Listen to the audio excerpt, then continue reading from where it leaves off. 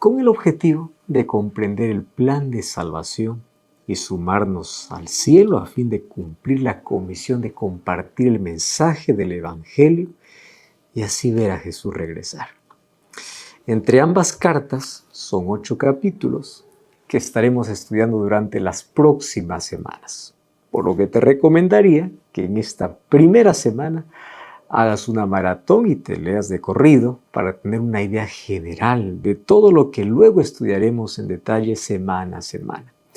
Si te animas, escribe aquí la palabra maratón en los comentarios para hacer un compromiso contigo mismo y para animar a otros a realizar la lectura.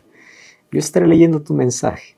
Estaré allí dejando un corazón y también orando para que eso pueda ser una realidad. Bueno, con esto dicho, el título de lección número 1 de este trimestre es Perseguidos pero no olvidados. Vamos al texto principal, ¿te parece? El texto principal de la lección de esta semana se encuentra en Filipenses capítulo 4, versículo 4. El texto dice así: regocijaos en el Señor siempre. Os digo otra vez, regocijaos. Cuando Pablo afirma estas palabras, no está ofreciendo un consejo superficial. No es que esté en el mejor momento de su vida, esté en la playa y diciendo, regocíjate. No, está apuntando a la realidad más profunda del universo. Dios es infinitamente valioso, inagotablemente satisfactorio y totalmente firme en su carácter y en sus promesas. La alegría en Él no es un adorno opcional de la vida cristiana. La alegría es el fruto natural de ver a Dios como Él es realmente. La orden de regocijarse siempre no ignora las lágrimas, el cansancio, las noches en las que uno no sabe cómo seguir. Pablo conocía esas noches. Al final, te recuerdo que estas palabras no lo escribe desde sus vacaciones de un lugar paradisiaco. No, lo escribe desde la cárcel. Como un hombre que puede estar sobre 4 paredes en un lugar tan pequeño, con todas las condiciones en su contra, puede escribir a aquellos que están en libertad: regocíjense, regocíjense, porque el gozo no está en lo que sentimos, sino en la grandeza del Señor que no cambia. No está en las circunstancias, sino que el regocijo depende del Señor. El gozo es la respuesta del corazón cuando reconoce que Cristo es mejor que mis miedos, es más firme que mis circunstancias, es más dulce que mis logros y es más seguro que todos mis fracasos. Cuando el corazón se desordena y la ansiedad empieza a gritar, este versículo nos llama a levantar los ojos y ver otra vez la belleza del Señor. La alegría cristiana surge cuando Cristo vuelve a ser el tesoro del corazón. Esto no es un esfuerzo emocional, es un redescubrimiento. Él está, Él reina, Él sostiene, Él es suficiente. Entonces, incluso en los días más oscuros, el gozo no se apaga. El gozo de saber que el Señor es real, Él es bueno, que Él está siempre a nuestro lado. Y esta semana analizaremos las circunstancias que enfrentó Pablo. Él vio un propósito más grande para lo que le sucedió y tal vez podamos aprender de él qué hacer cuando enfrentamos siempre las pruebas. Recuerda que Filipenses 4, o todo el libro de Filipenses, no se escribió en las mejores circunstancias, sino desde la cárcel, para decir a las personas que el gozo nadie te podrá quitar. Ni las peores dificultades, ni las mayores circunstancias, porque el gozo no depende de lo que ocurre fuera, sino de la certeza que tengo dentro, cuando Cristo está en mi corazón. Vamos para la lección del día domingo. Pablo, el prisionero de Jesucristo. Pablo experimentó la cárcel en varias ocasiones a lo largo de su ministerio. Fue arrestado en Filipos, fue azotado públicamente antes de ser confinado en una prisión interior. Pablo estuvo detenido en Jerusalén tras disturbios provocados por su predicación. Pasó 2 años preso en Cesarea bajo la custodia de Félix y luego de Festo. Y finalmente él fue llevado a Roma, donde vivió bajo arresto domiciliario, vigilado obviamente por soldados pretorianos. Más tarde, ya en una fase final de su vida, volvió a ser encarcelado nuevamente en Roma, esta vez en condiciones mucho más severas, posiblemente en una celda subterránea. Su trayectoria está marcada por varios encarcelamientos que, lejos de detener su misión, se convirtieron en escenarios desde donde siguió enseñando, continuó escribiendo y fortaleciendo a la iglesia desde la prisión. Pablo escribió 14 cartas, las cuales se categorizan en cartas doctrinales, de prisión y pastorales. Filipenses y Colosenses, las cartas que estudiaremos durante los próximos 3 meses, se encuentran dentro de aquellas que escribió Pablo desde la prisión. Pero, ¿desde cuál de todas las prisiones donde estuvo es que Pablo escribe estas cartas? Bueno, la mayoría de los académicos sitúa la redacción de Filipenses y Colosenses durante el encarcelamiento de Pablo en Roma. Más o menos eso sucedió entre los años 60 a 62 después de Cristo, bajo la custodia domiciliaria, según Hechos capítulo 28, los versos 16, 30 y 31. Y aunque existen propuestas alternativas como Éfeso o Cesarea, la evidencia interna favorece Roma por varios motivos. Las referencias a la guardia pretoriana, que está en Filipenses el capítulo 1, el verso 13. Otra evidencia también es que hace mención de la casa de César en Filipenses capítulo 4, el verso 22, y las condiciones que permiten un flujo constante de visitantes colaboradores como Timoteo, Epafrodito, Marcos, Aristarco y Onésimo.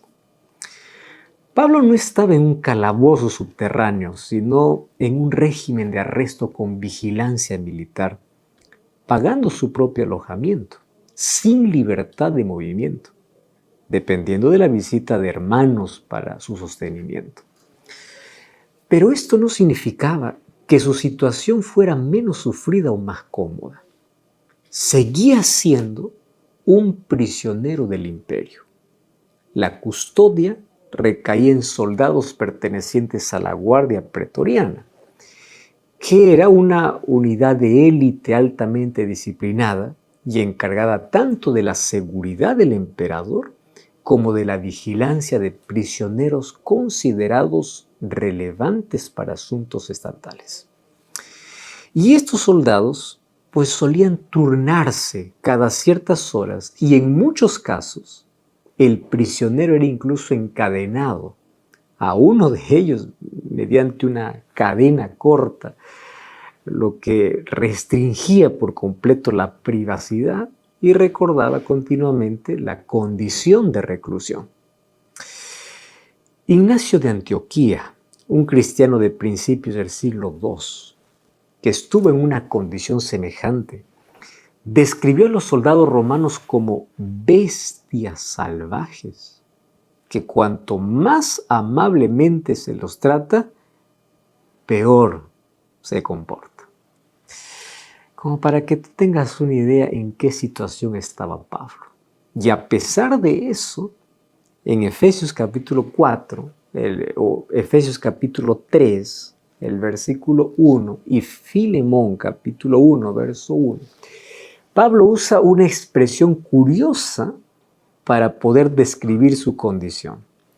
Primero, él dice, prisionero de Jesucristo.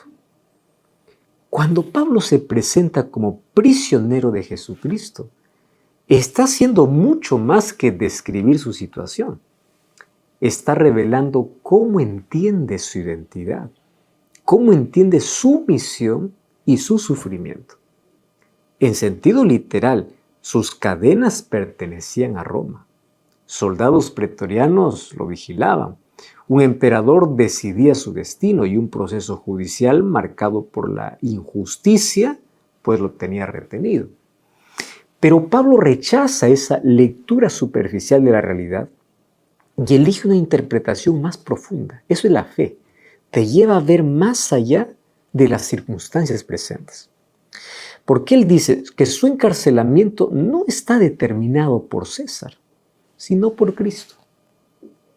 Al usar esta expresión, afirma que nada, absolutamente nada en su vida, ni el lugar donde duerme, ni la vigilancia que lo rodea, ni la privación de su libertad, nada escapa al gobierno soberano de su Dios. Su prisión no es un accidente, sino que es un espacio donde Dios continúa obrando. Qué maravilloso es ver las circunstancias más duras interpretándolo con fe. De otra manera, en lugar de estar siempre con quejas y diciendo ¿por qué Dios permite esto en mi vida? Tener la visión de Pablo, ver que Dios sigue obrando. Él no se siente víctima del imperio, sino que él se siente siervo del rey.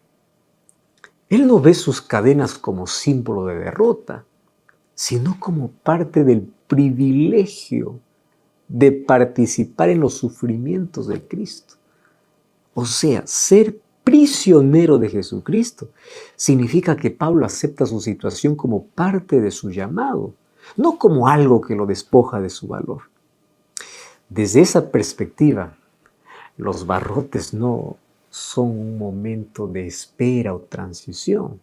Sus cadenas no limitan su misión, al contrario, lo amplifican.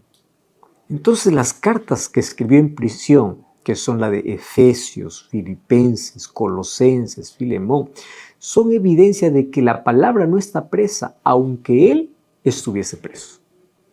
Y por último, esta autodescripción muestra una libertad interior radical.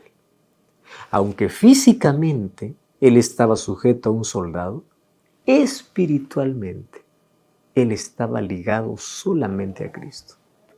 Aunque él estuviese encerrado en una prisión, su corazón no estaba cautivo del miedo, no era cautivo de la amargura ni la desesperación. Pablo declara que pertenece a Jesús incluso en la cárcel. Y esa pertenencia redefine su circunstancia. La prisión deja de ser un lugar de derrota y se convierte en un lugar de donde la gracia se manifiesta con poder. Ser prisionero de Jesucristo no describe el frío de la celda, sino la calidez de la soberanía divina que lo acompaña en cada cadena.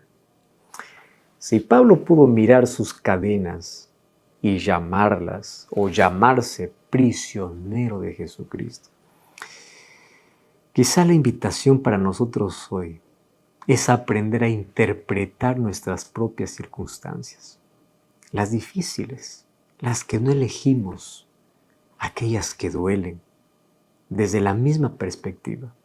No se trata de negar el sufrimiento, ni de espiritualizar todo a la fuerza, sino de preguntarnos, ¿qué pasaría si en vez de ver solo limitaciones, viéramos también la mano de Dios guiando y sosteniendo y redimiendo lo que nosotros estamos viviendo? Tal vez hoy no estás en una cárcel literal, pero sí en una etapa que te aprieta, te prisiona, te limita, te confronta. Y este pasaje nos desafía a mirar esas celdas, esas prisiones, de otra manera. No como evidencia de abandono, sino como un espacio donde Cristo sigue formando nuestro carácter, donde sigue profundizando nuestra fe, donde nos abre oportunidades que a veces solo nacen en las dificultades. Entonces, aprender a ver así no ocurre de un día para otro, pero comienza cuando dejamos de interpretar la vida solo desde el lado del dolor y empezamos a verla desde aquel que nunca ha perdido el control, Jesucristo. Comienza a reinterpretar tu dolor, tus circunstancias difíciles de la vida. Y en lugar de andar quejándote por ellas, míralas como oportunidades donde Dios está trabajando en tu carácter. Que nosotros podamos tener la misma visión que un día Pablo. Desde la cárcel podía decir, regocíjate en el Señor. No son las circunstancias externas, es lo que hay dentro del corazón. Vamos para la lección del día lunes. El título de la lección del día lunes es Pablo encadenado. Quiero que te pongas por un momento en los zapatos de Pablo. ¿Cómo reaccionarías si fueras tú quien estuviera preso? Creo que, si somos sinceros, si estuviéramos en una prisión, la mayoría de nosotros sentiríamos una mezcla intensa de miedo, de vulnerabilidad, de soledad. El encierro nos quitaría el control de casi todo, nuestros horarios, nuestro movimiento, nuestra privacidad, todo. La mente en una situación así se llenaría de preguntas. Primera pregunta, ¿hasta cuándo? Segunda, ¿qué será de mi futuro? Tercera pregunta, ¿por qué me pasó esto? Y la pregunta más frecuente probablemente sea, ¿dónde está Dios? El corazón estaría entre la angustia por lo que quedó afuera, o sea, la familia, los sueños, el trabajo, y la ansiedad por lo desconocido y la injusticia que se está pasando.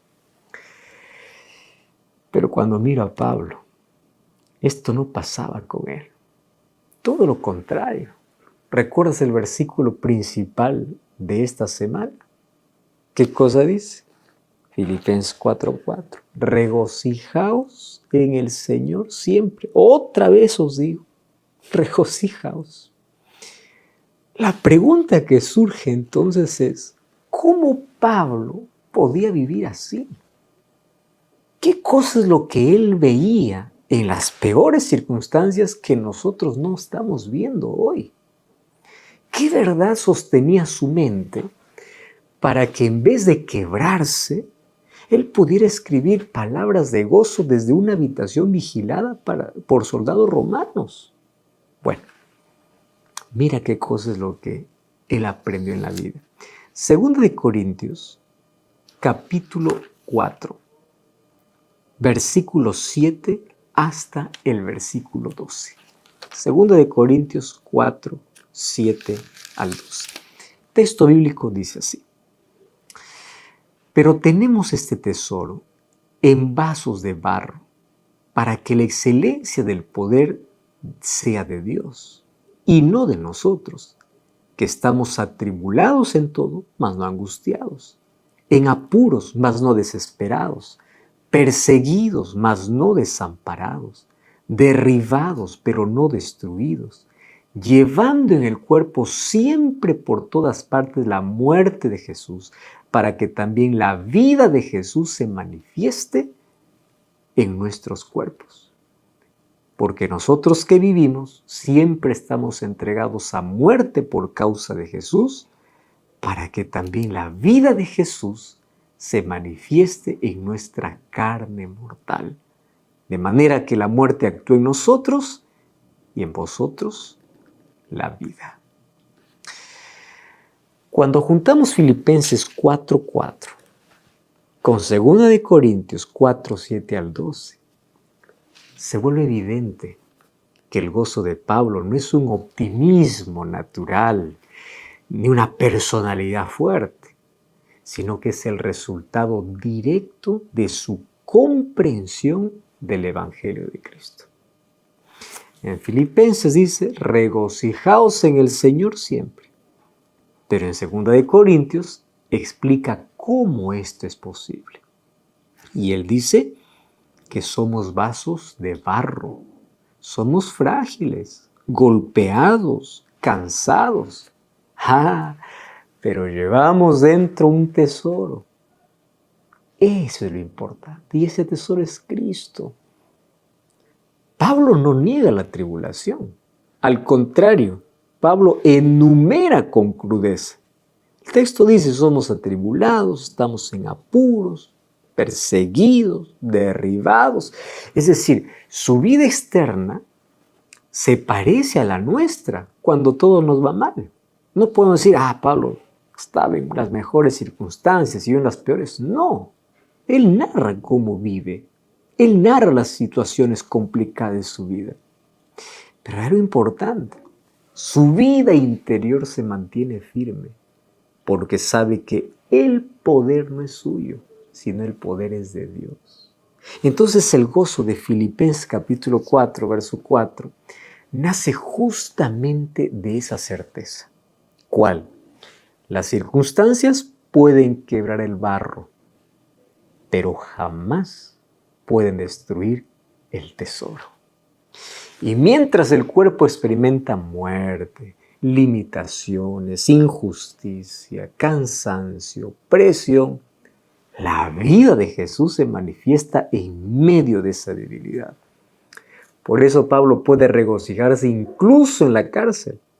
No porque la cárcel sea liviana, sino porque Cristo es mayor que la cárcel.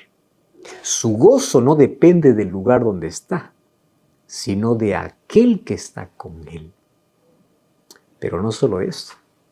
Pablo agrega en el versículo 12, la muerte actúa en nosotros y en vosotros la vida. Lo que está diciendo es, mi sufrimiento no es inútil, produce vida espiritual en otros. ¿Qué significa eso exactamente? Que no es solo el poder de Dios y el valor del mensaje del Evangelio lo que lo sostiene, sino el hecho de que la aflicción del apóstol se convierte en el medio por el cual las iglesias reciben el Evangelio, reciben consuelo, reciben dirección y esperanza. Y quizá en este punto uno piensa, bueno, claro, es que es Pablo. Él podía, yo no soy como él. Pero esa es precisamente la idea del texto. Pablo no era de otro material. Pablo no era de hierro, era de carne y hueso como nosotros. No tenía una fuerza interna distinta. Él también era un vaso de barro. La diferencia no estaba en él, sino en el tesoro que lo habitaba. Y ese mismo tesoro, esa misma gracia, ese mismo espíritu están disponibles para nosotros hoy. ¿Cómo? 2 de Corintios capítulo 6, versículo 3 al 7, señala al menos 7 recursos disponibles para ti y para mí. ¿Qué te parece si leemos el texto? 2 de Corintios capítulo 6, versículo 3 al versículo 7. Dice así, no damos a nadie ninguna ocasión de tropiezo para que nuestro ministerio no sea vituperado. Antes bien, nos recomendamos en todo como ministros de Dios, en mucha paciencia, en tribulaciones, en necesidades, en angustias, en azotes, en cárceles, en tumultos, en trabajos, en desvelos, en ayunos, en pureza, en ciencia, en longanimidad, en bondad, en el Espíritu Santo, en amor sincero, en palabra de verdad, en poder de Dios, con armas de justicia, a diestra y a siniestra. Primero, paciencia. Pablo no explotaba, ni se desesperaba porque sabía que Dios estaba en control. Hoy cuando algo te presiona, en vez de reaccionar impulsivamente, detente, respira y recuerda, Dios está conmigo en esto. Aunque no lo vea, aunque no lo sienta, yo sé que Él está obrando. Primero, dijimos paciencia. Segundo, pureza. Pablo enfrentaba dificultades sin agendas ocultas. No era sobre él, sino sobre Dios. Entonces, hoy tú puedes preguntarte, ¿por qué estoy haciendo lo que hago? ¿Estoy siendo honesto? ¿Estoy evitando lo que me ensucia por dentro? La pureza te da estabilidad emocional. Tercero, conocimiento. Ciencia es la palabra usada aquí en el texto, pero en sí es conocimiento. El sufrimiento de Pablo no lo desorientaba porque él lo interpretaba todo a la luz de Dios. En la práctica, esto lo lograrás cuando lees diariamente la Biblia, aunque sea un pequeño pasaje, para que cuando vengan problemas a tu mente, tú tengas la verdad donde sostenerte. Número 4, dice longanimidad y bondad. Pablo no devolvía mal por mal. Para nosotros, cuando alguien te trata mal, en vez de responder igual, pide a Dios compostura, suavidad, un tono calmado, sereno. Esa elección consciente transforma conflictos. La longanimidad es la capacidad de soportar por largo tiempo sin perder la mansedumbre. Y la bondad es la expresión activa del carácter de Cristo en medio del conflicto. Quinto, el Espíritu Santo. Pablo no confiaba en su fuerza, dependía del Espíritu. ¿Cómo se hace eso ahora? Bueno, ora cada mañana diciendo, Señor, dame tu fuerza y tu sabiduría hoy. Yo no puedo solo. Y durante el día pide ayuda en tiempo real.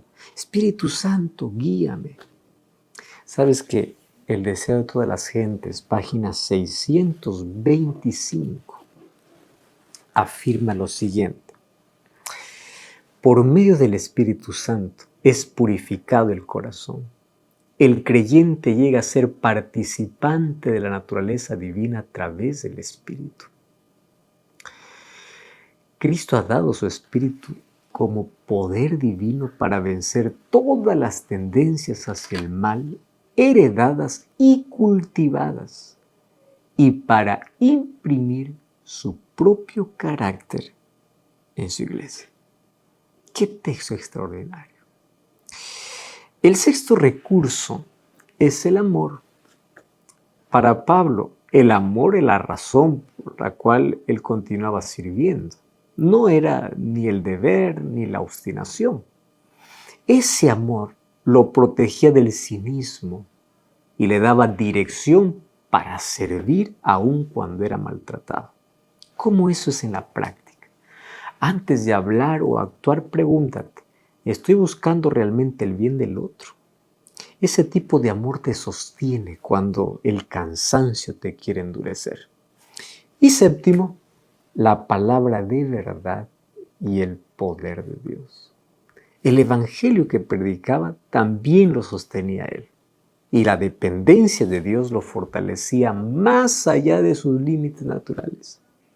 Fíjate, lo que sostuvo a Pablo no fue algo místico, sino hábitos espirituales diarios. Detenerse, examinar el corazón, llenar la mente de verdad, responder con mansedumbre, pedir ayuda al Espíritu, actuar con amor y aferrarse a las promesas de Dios. A menudo podemos caer en la tentación de mirar nuestras circunstancias, nuestras debilidades o nuestros fracasos pasados y desanimarnos. En momentos como esos, necesitamos recordar los numerosos recursos que Dios ha provisto para nuestro éxito en la lucha contra el mal. Por eso es que Pablo afirma en 2 Corintios capítulo 6, el verso 4. nos recomendamos en todo como ministros de Dios. Ser ministro de Dios no significa tener un cargo pastoral. Significa vivir cada día, o sea, en el trabajo, en la casa, las relaciones, las decisiones, como alguien que representa a Cristo en lo que hacemos y cómo vivimos. Pablo está diciendo, mi sufrimiento no desmiente mi ministerio. Es precisamente allí donde se prueba que soy un siervo de Dios. Pablo no era un héroe invencible, era un hombre ordinario, pero que era sostenido por un Dios extraordinario. Él sabía que las cadenas no definen la vida cuando Cristo es el centro. El mismo Cristo que fortaleció a Pablo en cada dificultad es el que hoy quiere transformar tu debilidad en confianza, tu temor en firmeza y tu historia en un testimonio vivo de su poder. O sea, Dios quiere hacer lo mismo en tu vida, así como hizo en la vida de Pablo. Seremos capaces hoy también de adoptar las disciplinas espirituales para que al final podamos tener la misma visión que Pablo tenía. Esa es una buena decisión que hoy podemos tomar. Vamos a la lección del día martes. El día martes habla de Pablo en Filipos. Pablo en Filipos. Filipos en el siglo I no era simplemente una ciudad más del imperio. Era una colonia privilegiada con estatus de ius italicum, un título altamente codiciado que le otorgaba a las ciudades y a sus habitantes los mismos derechos legales que si estuvieran viviendo en suelo italiano.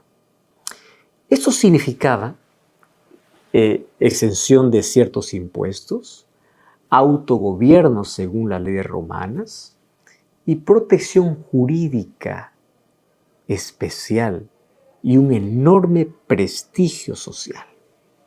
Ahora, ser una colonia con ius italicum hacía que Filipos respirara allí romanidad en cada rincón. Su arquitectura seguía siendo el modelo urbano romano. Su sistema judicial operaba según las leyes romanas y su población, compuesta en gran parte por veteranos del ejército, cultivaba un fuerte orgullo cívico, militar y cultural. La Vía Egnatia, una de las carreteras más importantes del imperio, atravesaba la ciudad y lo convertía en un centro estratégico para comercio, tránsito militar y difusión de ideas. El latín era el lenguaje oficial en la administración y en las inscripciones públicas y en asuntos legales, aunque el griego seguía siendo ampliamente hablado por la población local, pues esta combinación de identidad romana estricta y ambiente griego cotidiano hacía que Filipos sea un lugar único donde la lealtad al César era un valor central y donde la llegada del Evangelio a través de Pablo contrastaba radicalmente con la mentalidad imperial que dominaba. Hoy, las ruinas de la antigua Filipos se encuentran en el noreste de Grecia, cerca de la ciudad contemporánea de Kavala, un recordatorio visible de la primera ciudad europea donde el mensaje de Cristo echó raíces. Pues allí Pablo predicó a un grupo de mujeres reunidas junto al río y allí conoció a Lidia, cuya conversión abrió la primera casa-iglesia allí en Europa. Más tarde fue encarcelado injustamente junto a Silas. Y ese episodio, marcado por cánticos en la noche y un terremoto inesperado, pues llevó a la conversión del carcelero. Y así nació la iglesia de Filipos. Pero la verdad es que no había sido el plan de Pablo ir allí. ¿Conoces esa historia que está registrada en Hechos capítulo 16? Luego puedes leerla con detenimiento, pero resumiendo, durante su segundo viaje misionero, mientras buscaba hacia dónde seguir predicando, Pablo tuvo en Troas la conocida visión del varón macedonio.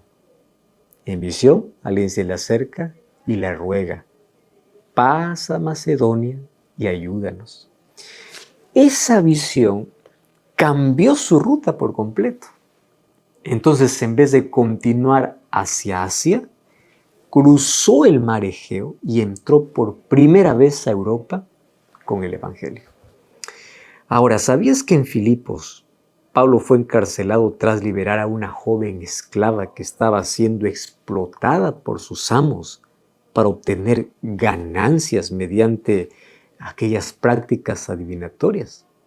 Bueno, al ver que ellos perdieron su fuente de ingresos, estos hombres provocaron un tumulto en la ciudad. Acusaron a Pablo y Silas ante las autoridades locales y lograron que fueran azotados públicamente y luego arrojados a la prisión interior, donde fueron inmovilizados con cepos de tortura. Y todo esto puede llevarnos a la pregunta: ¿por qué el Espíritu Santo guiaría a Pablo precisamente a una ciudad donde sufriría tanta persecución? En la actualidad, tendemos a interpretar las dificultades como señales de que Dios nos abandonó, o de que Dios no nos escucha, o de que si una puerta se cerró, entonces no era de Dios. Pensamos que cuando las cosas se complican, necesariamente estamos fuera de la voluntad divina. Es el concepto popular. La mayoría entiende así. Pero el relato de Pablo en Filipos nos corrige. Un camino difícil no es evidencia de la ausencia de Dios, sino muchas veces el escenario donde Dios prepara algo más profundo, algo más transformador y más fructífero. La dificultad no cancela el llamado, sino que lo confirma. A veces el Espíritu Santo dirige hacia un lugar donde hay lágrimas, no porque disfrute el dolor, sino porque allí crecerá algo que en otro sitio no hubiera sido posible. Esto es difícil de aceptar porque solemos siempre asociar la voluntad de Dios con comodidad, con éxito inmediato, con puertas abiertas, sin resistencia. Pero la Biblia nos muestra una dinámica muy distinta. Dios guía a sus hijos no hacia lo más fácil, sino hacia lo más formativo. Hay carácter que solo se moldea en la presión. Hay fe que solo madura en la incertidumbre. Hay frutos que solo nacen en terrenos ásperos. Pablo no habría visto la conversión de Lidia, del carcelero y de su familia, ni habría nacido una iglesia fuerte en Europa si hubiera evitado el camino que incluía cárcel, golpes y oposición. Así actúa Dios. No nos lleva al dolor por capricho, sino porque en ciertos lugares, en ciertas temporadas o procesos, hay una profundidad, una influencia o una transformación que solo puede brotar allí. Y aunque al inicio no entendemos por qué el camino puede ser tan duro, más tarde descubrimos que las lágrimas no fueron un desperdicio, sino fueron siembra.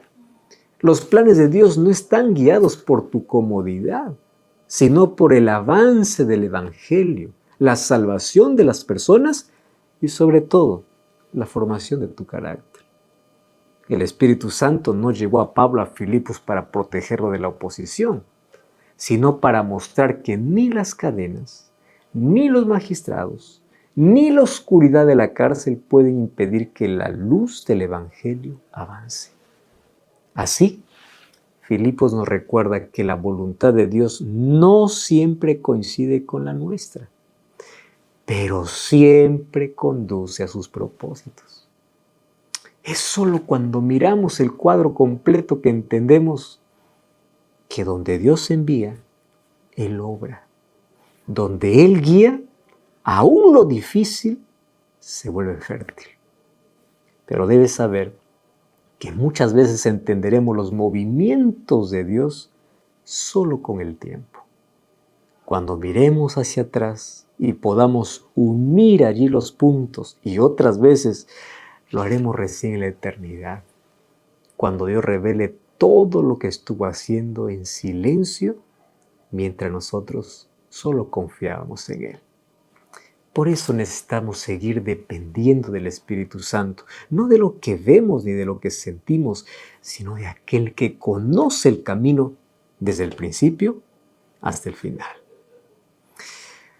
Para cada alma que está creciendo en Cristo, habrá tiempos de lucha seria y prolongada, porque los poderes de las tinieblas están decididos a oponerse al camino del avance. Pero cuando buscamos la gracia en la cruz de Cristo, no podemos fracasar. La promesa del Redentor es: nunca te dejaré ni te desampararé. Yo estoy contigo todos los días hasta el fin del mundo. Qué preciosa promesa que Dios nos deja. Vamos para la lección del día miércoles. El día miércoles, el título es Pablo y Colosas. Colosas, otra ciudad. Ya vimos Filipos, ahora Colosas. Colosas en el siglo I era una ciudad situada en el valle del río Lico, allá en Asia Menor, que era una región marcada por el comercio y las rutas, obviamente, que conectaban varias ciudades importantes, como la Odisea y Herápolis. Aunque en tiempos anteriores había sido una ciudad destacada, para el siglo I había perdido influencia económica y política, siendo superado obviamente por sus ciudades vecinas que eran más prósperas. Colosas tenía una población culturalmente diversa: griegos, frigios, romanos y una comunidad judía significativa, pues convivían allí, generando un ambiente religioso plural. Y esta mezcla daba lugar a creencias sincretistas, combinaciones de judaísmo, prácticas místicas, filosofías locales y elementos paganos. Y aunque no era una ciudad de prestigio, Colosas se convirtió en un punto clave para el Evangelio, porque allí la verdad de Cristo debía ser afirmada en medio de una cultura donde todo se mezclaba.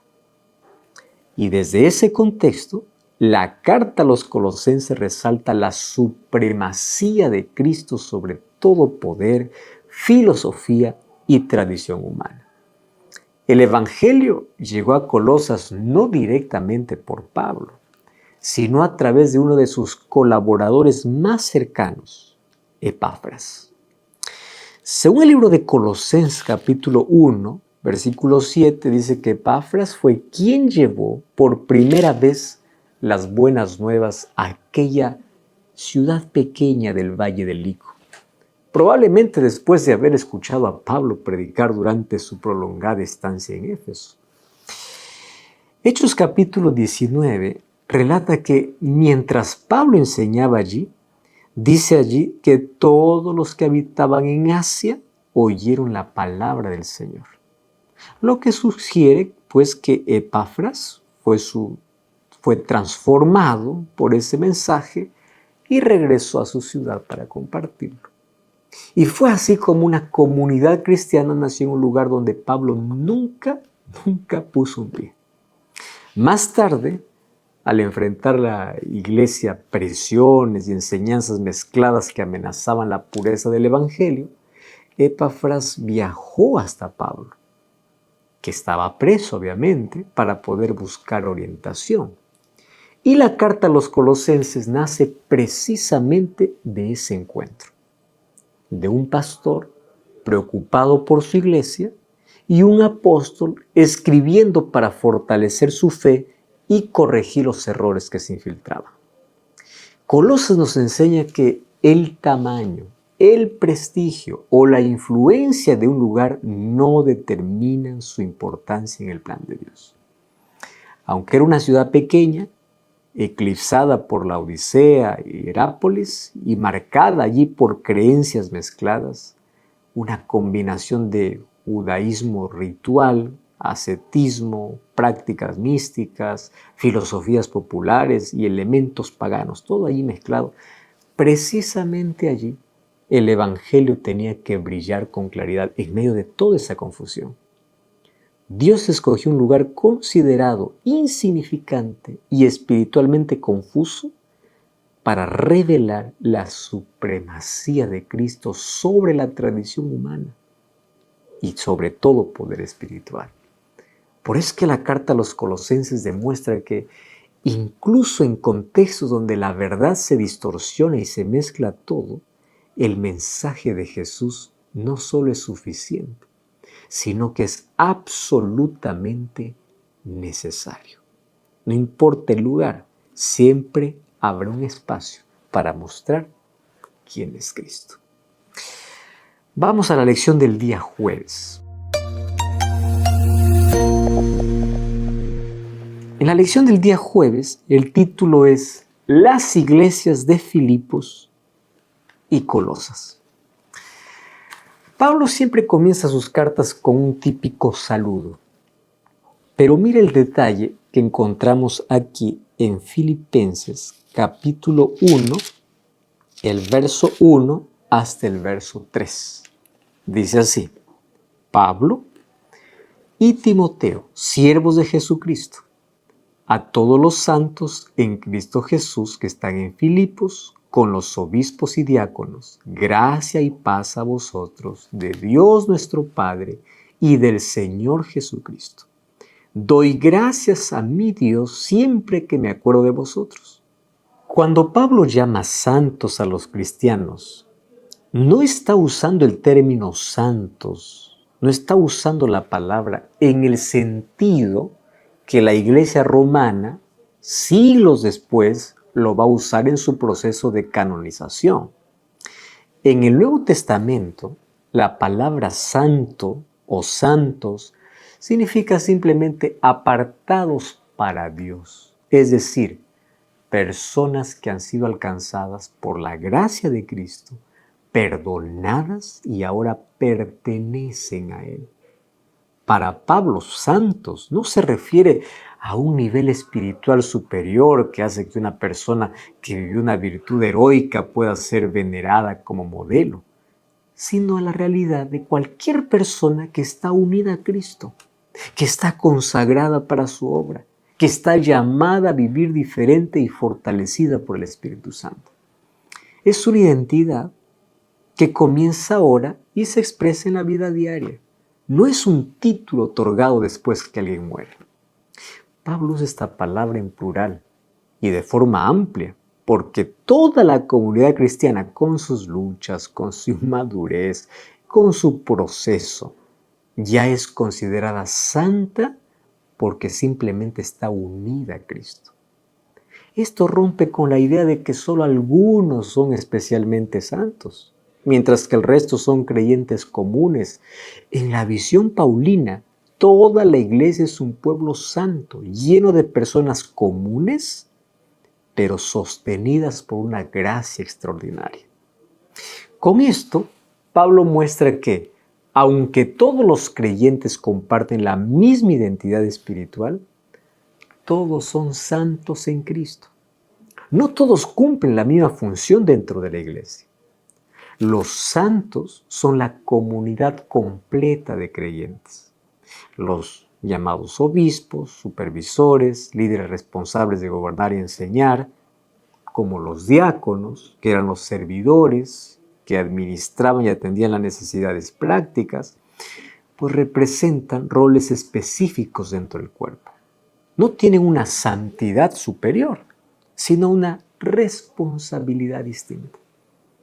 La existencia de obispos, diáconos y comunidades bien definidas revela que la organización no fue una invención posterior, sino una realidad presente desde los primeros pasos de la iglesia. Pablo no trabajaba solo. Él formaba colaboradores como Timoteo, Tito, Epafras, hombres en quien invertía tiempo, doctrina, ejemplo y misión. Ese enfoque formativo no era casual, era estratégico tanto para expandir el Evangelio como para cuidar y retener a los nuevos creyentes en contextos hostiles, plurales y llenos de confusión religiosa. La Iglesia Adventista del Séptimo Día hizo exactamente esto desde sus inicios. No dejó la misión a la espontaneidad, sino que levantó pioneros, organizó conferencias, estableció roles, capacitó obreros y creó estructuras que protegieran la fe y se multiplicaran para que el mensaje llegue a todo el mundo. ¿Por qué es importante destacar eso? Porque derriba una de las ideas más extendidas hoy, la de una espiritualidad individualista, sin iglesia, sin compromiso y sin comunidad.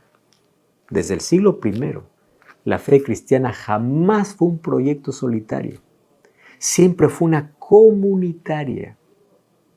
De nuevo. Ahí. Siempre fue comunitaria, siempre fue organizada y siempre fue misional.